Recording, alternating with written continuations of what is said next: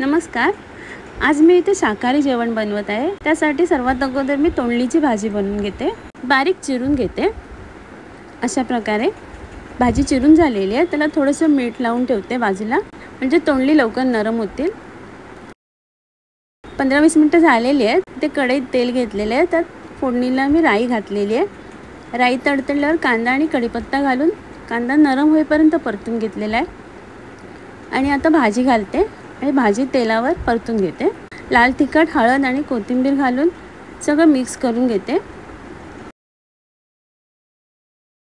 थोडंसं पाणी घालते आणि भाजी मिक्स करून घेते आणि झाकण लावून शिजायला ठेवते. 3-4 मिनिटांनी झाकण काढलेलं आहे. भाजी मिक्स करून घेते, पुन्हा झाकण लावून घेते. अशा प्रकारे 2-3 वेळा झाकण लावून भाजी शिजून घेतलेली आहे. वरून खोबरं घालते आणि मिक्स करून घेते आणि झाकण लावून पुन्हा एकदा वाफ काढून घेते. वरून कोथिंबीर घालते. तोंडलीची भाजी तयार आहे. इथे मोठं वांगं घेतलेलं आहे. ते अर्ध कापून घेते आणि त्याची कापं काढून घेते. अशा प्रकारे वांग्याची कापं मी कापून घेतलेली आहे. इथे पाण्यात मीठ घालून मिठाच्या पाण्यात थोडा वेळ वांग्याची कापं ठेवते. 10-15 मिनिटांनी पाणी काढून घेतलेलं आहे. लाल तिखट, हळद, मीठ आणि लिंबाचा रस लावून घेते वांग्याच्या कापांना. कापांना मसाला लावून झालेला आहे. इथे रवा, तांदळाचं पीठ आणि लाल तिखट मिक्स करून घेतलेलं ते वांग्याच्या कापांना लावून घेते.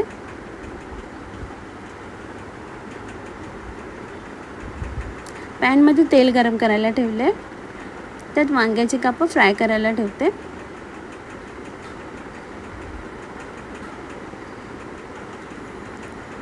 आता दुसऱ्या बाजूने भाजून घेते.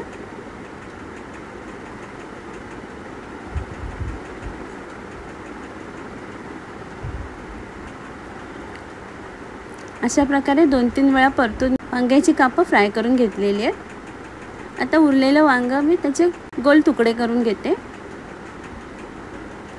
तव्यावर तेल घेतलेलं आहे. तेलात वांगी फ्राय करायला ठेवते.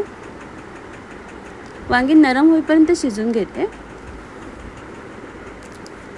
झाकण लावून 2-3 वेळा परतून वांगी नरम होईपर्यंत शिजून घेते.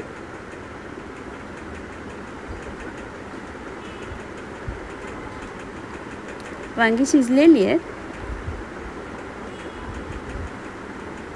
आता मी थंड झाल्यावर त्याचे साल काढून घेते.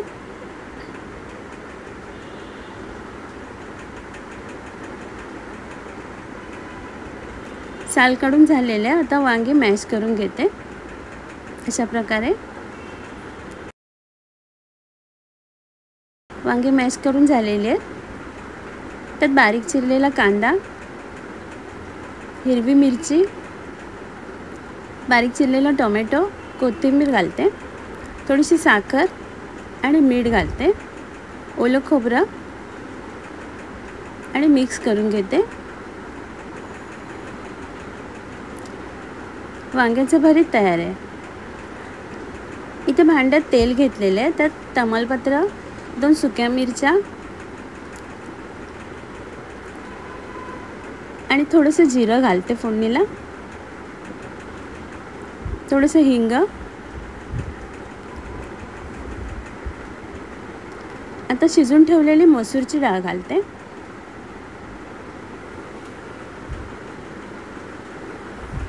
थोडीशी हळद घालते, चवीप्रमाणे मीठ आणि डाळ घोटून घेते. आता डाळीला छान उकळी काढून घेते. डाळीला उकळी आलेली आहे. मसूरच्या डाळीचं वरण तयार आहे. इथे 2 वाट्या दूध घेतलेलं आहे. ते गरम करून घेते. वाटीच्या मापाने 1 वाटी रवा, 1 वाटी साखर आणि 1 वाटी तूप घेतलेलं आहे. तूप कढईत गरम करायला ठेवते. थोडंसं तूप वाटीत ठेवते. तूप गरम झालेलं आहे, त्यात रवा घालते आणि रवा भाजून घेते. रवा भाजून झालेला आहे, त्यात ड्रायफ्रूट्स घालते आणि परतून घेते. मनुके फुललेले आहेत. आता उकळून ठेवलेलं दूध घालते. थोडं थोडं करून घालते.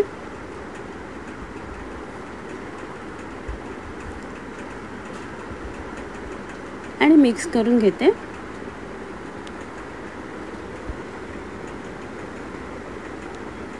आणि झाकण लावून गॅस बंद करून 2 मिनिटासाठी झाकण लावून ठेवते. 2 मिनिटं झालेली आहेत. साखर घालते आणि मिक्स करून घेते. वाटीत थोडंसं तूप ठेवलेलं ते घालते. मिक्स करून घेते. आता गॅस चालू केलेला आहे आणि झाकण लावून वाफ काढून घेते. वेलचीची पावडर घालते आणि सगळं मिक्स करून घेते. शिरा तयार आहे. आता मी सर्व करते. आजचा व्हिडिओ पाहिल्याबद्दल खूप खूप धन्यवाद.